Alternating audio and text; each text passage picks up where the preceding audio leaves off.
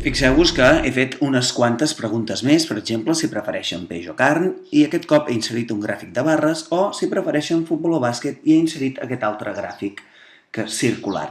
Recordeu que en lloc de començar cada vegada des de zero, el que podeu fer és seleccionar el que ja heu fet, Ctrl+C per copiar, buscar la casella on voleu començar, Ctrl+V per enganxar.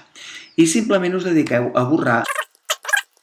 Fixeu-vos que fins i tot copia la fórmula de la suma. I tenim aquí uns zeros preparats esperant que posem els valors que automàticament s'aniran sumant.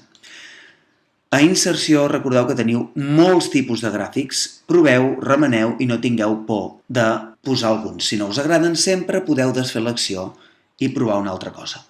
Us animo que feu, igual que en aquest full, 4 estils de preguntes diferents entre els vostres companys, amics, professors o família i feu aquests gràfics.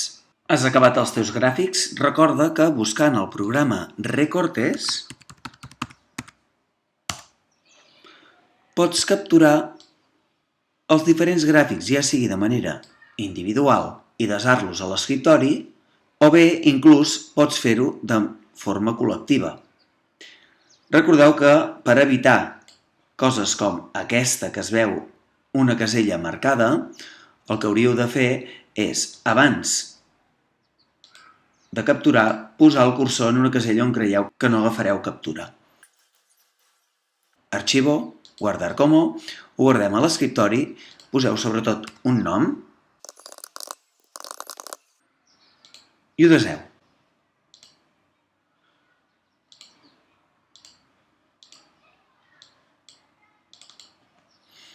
Aquesta imatge és la que podeu enviar al vostre professor per mail.